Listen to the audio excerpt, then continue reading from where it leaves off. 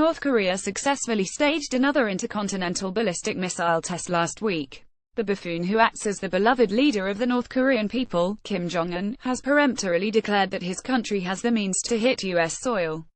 It is very probably a grossly exaggerated threat, but it is a fact that nobody can stop North Korea's surreal and dangerous nuclear policy in Far East Asia.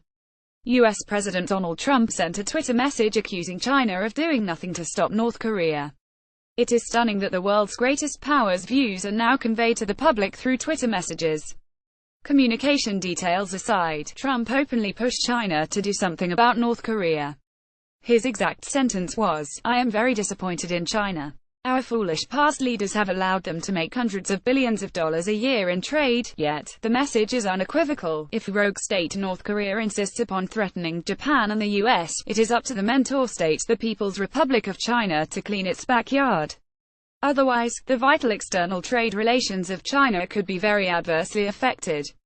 Xi Jinping, who was unimpressed by the US president's tweets, has presided over a spectacular display of military and political might, ordering members of his 2.3 million-strong armed forces to unswervingly follow the absolute leadership of the Communist Party of China. He wore military camouflage fatigues, probably to show that he was the top dog at the head of the People's Liberation Army.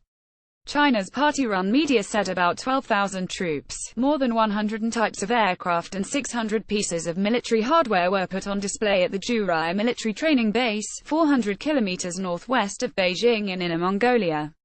The Comrade president hailed the troops who bellowed, "Serve the people, follow the party, fight to win." Therefore, on its 90th anniversary, the People's Liberation Army is ready to follow the party.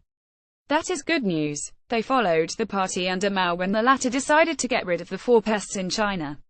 The four pests were the mosquitoes, the flies, the rats and the sparrows. The small birds were accused of eating grains and cereals, which, otherwise, would go into the kitchens of the Chinese proletarians. A huge campaign of bird killing followed, which did not totally eradicate sparrows from China, but severely diminished their population. As a result, huge amounts of grains were lost before being harvested, due to the proliferation of insects, which, in normal times, are eaten by sparrows.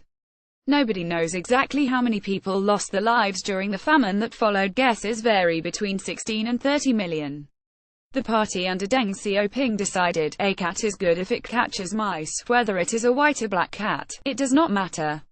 Probably an apocryphal declaration attributed to Deng. However, the immense People's Republic has shifted from a very centralized Soviet-type socialist system to a prescriptive capitalism, under the enlightened guidance of the party.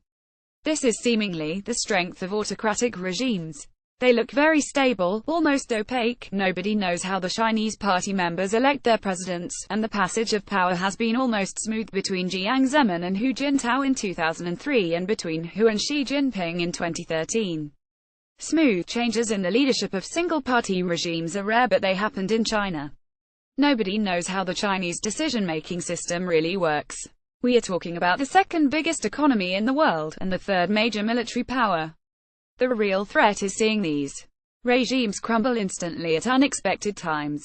In the year 1985, a CIA report declared that the Soviet economy was strong and thriving, with the 21st century looking bright. 4 years later, the Berlin Wall collapsed, together with the Soviet-style socialist system around the world. Winston Churchill once declared, "Democracy is the worst form of government, except for all the others." China looks stable, so does Iran. In China though, there are an average of 50,000 local uprisings a year. Russia hardly looks stable, but the Central Power is steadily recovering its authority all over the former Soviet Union, with the exception of Ukraine and the Baltic republics. This kind of superficial stability is very dangerous, so long as you never know what the people think.